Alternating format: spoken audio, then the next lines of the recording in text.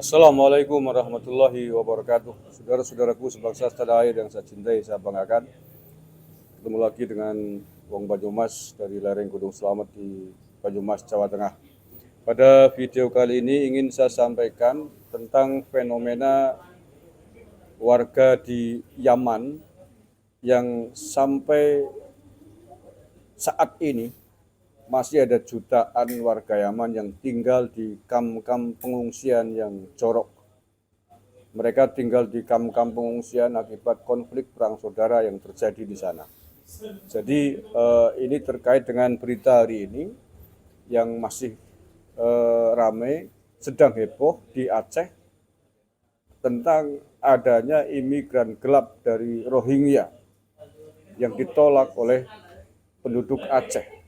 Dan kita sepakat atas penolakan warga Aceh kepada imigran-imigran gelap yang datang dari Rohingya Myanmar, karena ini membahayakan keutuhan bangsa dan negara.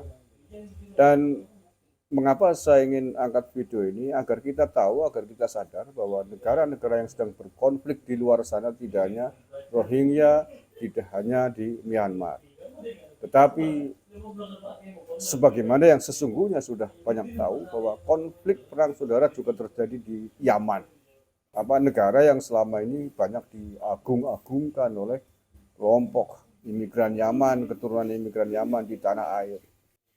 Tetapi sesungguhnya kondisinya sangat memprihatinkan akibat perang saudara yang terjadi sejak beberapa tahun yang lalu. Sampai detik ini ada jutaan warga Yaman yang masih tinggal di kamp-kamp pengungsian yang jorok, hidup penuh dengan kemiskinan, kelaparan, dan mereka juga banyak mengungsi keluar dari Yaman mencari suaka-suaka.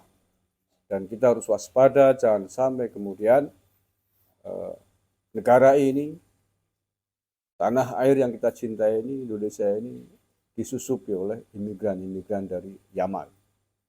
Ya tidak hanya imigran Yaman, tapi imigran dari bangsa manapun. Tetapi teruntuk imigran Yaman ini tentu harus mendapatkan sorotan yang lebih serius, karena di sini sudah banyak imigran-imigran Yaman yang sudah mapan di tanah air, tinggal berpuluh-puluh tahun sejak dulu datang bersama dengan penjajah Belanda.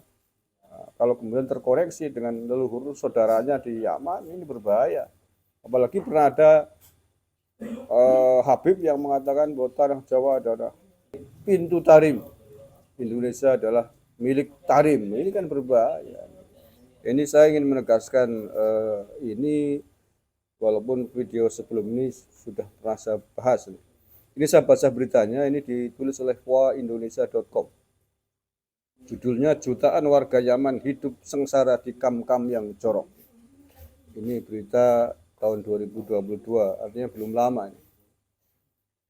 Jutaan warga Yaman hidup sengsara di kamp-kamp pengungsian di tanah air mereka sendiri menyusul perang yang berkepanjangan.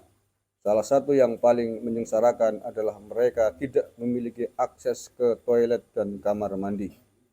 Bayangin, jutaan orang tinggal di tenda-tenda pengungsian tapi tidak punya toilet dan kamar mandi yang memadai. Paling teletek berarti. Saif al-Din Farah dan keluarganya yang terdiri dari 9 orang melarikan diri dari rumah mereka di kota Harat hampir 5 tahun yang lalu. Mereka mengungsi ke pinggiran kota Sana karena ingin menghindari bentrokan kekerasan antara kelompok pemberontak Houthi dan militer Arab Saudi di perbatasan utara Yaman dengan Arab Saudi. Tahun demi tahun berlalu, hanya kesengsaraan demi kesengsaraan yang mereka hadapi. Mereka memang berhasil menghindari kemungkinan terluka atau tewas di kampung halaman mereka, namun kini terjebak di tempat penampungan yang sangat menyengsarakan. Farah dan keluarganya terpaksa tinggal di kamp pengungsi yang dari hari ke hari semakin penuh sesak, semakin kotor, dan bahkan makin berbahaya. Salah satu hal yang paling memprihatinkan adalah ketidaktersediaan toilet dan kamar mandi. Kami adalah kelompok rentan yang tinggal di kamp-kamp tanpa toilet. Setiap orang, termasuk anak dan perempuan, tidak dapat buang air besar setiap saat dan tidak dapat mandi. Beberapa dari kami, terutama perempuan, terpaksa buang air besar ke dalam kantong plastik di dalam tenda. Kami membutuhkan toilet karena aman bagi lingkungan dan kesehatan, tetapi kami tidak memiliki apa-apa. Toilet sangat dibutuhkan untuk kelompok rentan ini. Dia mengatakan untuk buang air besar, para pengungsi perempuan terpaksa pergi ke selokan dekat sebuah jalan di luar lokasi kamp mereka. Itu pun terpaksa mereka lakukan hanya pada malam hari, mengingat begitu terbukanya tempat itu. Tidak hanya itu, karena begitu banyaknya yang ingin buang air besar, tak jarang antrian yang muncul bisa hingga 50 orang. Jamal Ali Otman, seorang pengungsi lain, menyuarakan keprihatinan serupa. Kami tinggal di sini tanpa kamar mandi. Lelaki mandi di luar ruangan, sementara perempuan mandi di dalam tempat penampungan. Kami menderita karena kurangnya kebersihan, kurangnya akses ke toilet, dan tidak ada air bersih. Kondisi ini menyebabkan penyebaran penyakit seperti kolera, campak, kulit gatal, dan kudis, katanya.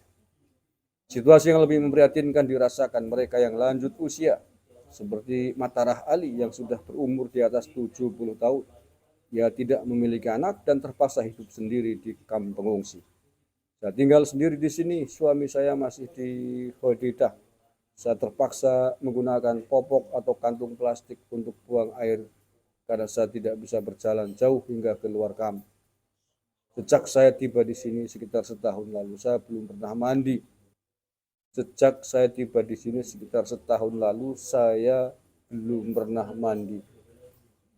Bayangin, ini kondisi warga negara di Yaman di sana, negara yang dirundung perang saudara, konflik, jutaan tinggal di kampung pengungsian. Maka tidak mustahil banyak dari mereka yang berusaha untuk keluar dari negaranya mencari tempat-tempat suaka ke negara lain. Dan kita wajib hukumnya untuk waspada, pemerintah kita wajib hukumnya untuk waspadai adanya penyusup yang ikut mengungsi, ikut rombongan dengan imigran gelap dari Rohingya. Faktanya mereka bisa dengan mudah bisa sampai di daratan Aceh. Ini PR besar bagi pihak keamanan teritori militer kita untuk mewaspadai setiap pantai-pantai, setiap perbatasan wilayah, dan sampai ada imigran gelap dari bangsa lain masuk ke bumi Nusantara demi keamanan. Malaysia 100.000 imigran gelap dari Rohingya sekarang kewalahan menghadapi mereka. Mumpung belum banyak di Indonesia, di Aceh, kalau tidak salah jumlahnya baru mencapai 1.400-an orang.